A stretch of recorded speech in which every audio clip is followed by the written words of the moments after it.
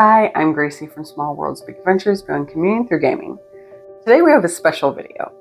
Our son is going off to college, and to help him build community at his new school, we decided that we were going to gift him 5 games to take with him.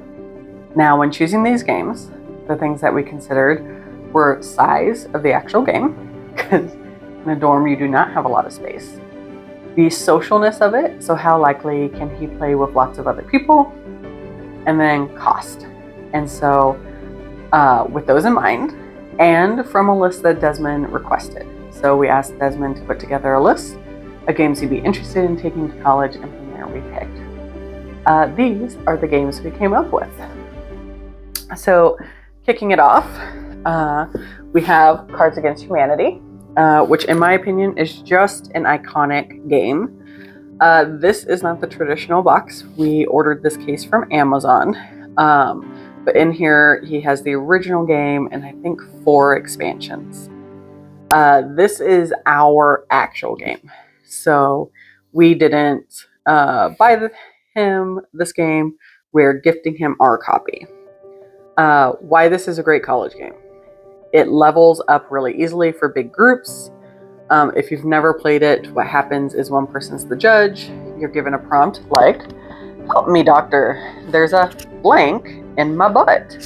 And then people are given, choose cards to submit, and you choose whichever one you like. Typically it's whichever one you find funniest, but we do have a friend who always chose whichever one made the most sense. But anyways, it's a good, fun social game. It's highly inappropriate, not for young kiddos. But it's just like the perfect college party game. The reason why we are giving him our copy is twofold. One, this isn't our favorite like judge type game. We much prefer like Joking Hazard. And then also, so many of our friends have this game and have more expansions to it that if we did want to play, we often play with their game versus ours anyways. So it's a good one to just gift him. For us, the cost is 0, but on average, you can get the game for like $20-ish.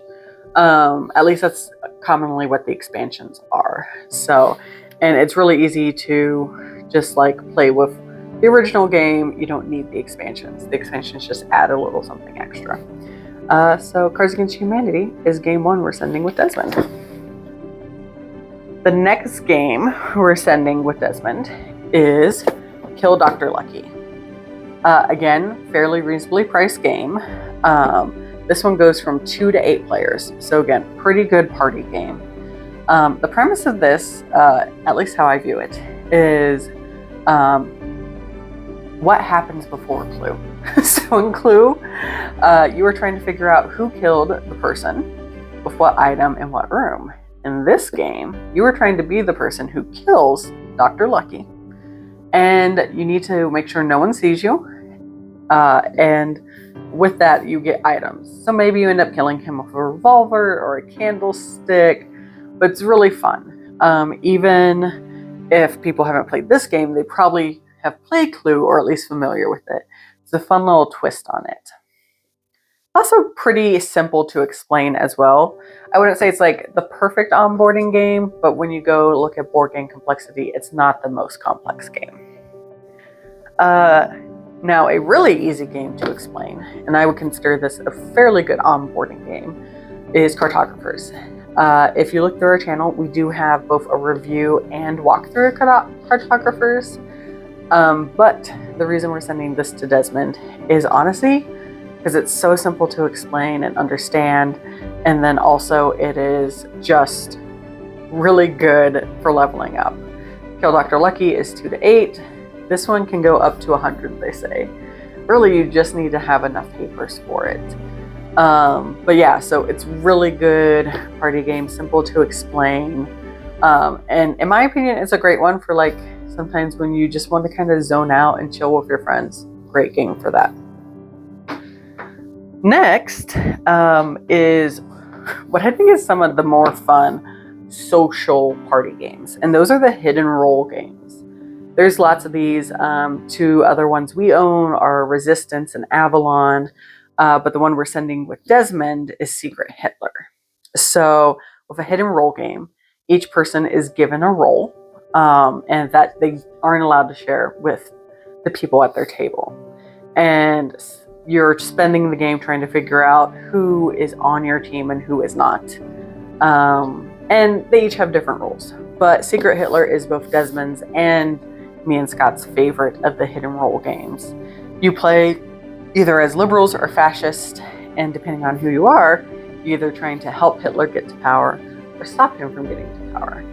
Also, the pieces in this, for how cheap this game is, I think it's $35, but I'll put the roll price up, are just lovely. Like, look at this filigree. You have like wood tokens and stuff, and the cards are really nice. It's just a lovely game.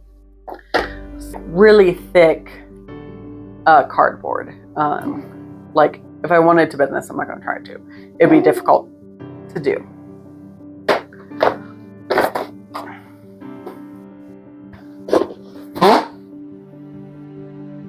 All right, and the very last game we're sending our son off to college with is Fantastic Factories. Again, fairly small box. This is an engine building game. I think of all of these, this would probably be the most complex to explain to people, but it's a lot of fun. It's good for a good group of people. It's good for a good group of people. It's for 1 to 5 players. So not like a huge party game, but like a nice social evening. And it's really fun to just like work on your projects and get your victory points. And also Desmond just loves this game. You may notice, as I was holding boxes up, that there was like a little shiny sticker to make it a little more meaningful of a gift, and also to hopefully make sure no one steals these amazing games.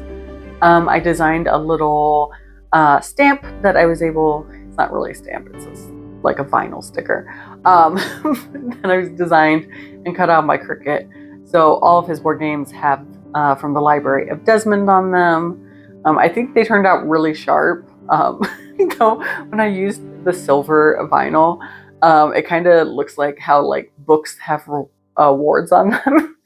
But anyways, so no one can steal his board games now, without at least some effort of taking that off. But yeah, I am curious, because we've sent these 5 games to school with him. What games you guys think that we have left out? One of the games that Desmond wanted was Space Hulk. Space Hulk is a giant box. It's out of print, so you can't get it for cheap. So that one didn't make the cut. But which games do you think should have made the cut? Maybe he'll get some more for Christmas. You found it interesting, finding out what games we are sending our college-age student off to his dorm with? Go ahead and like this video.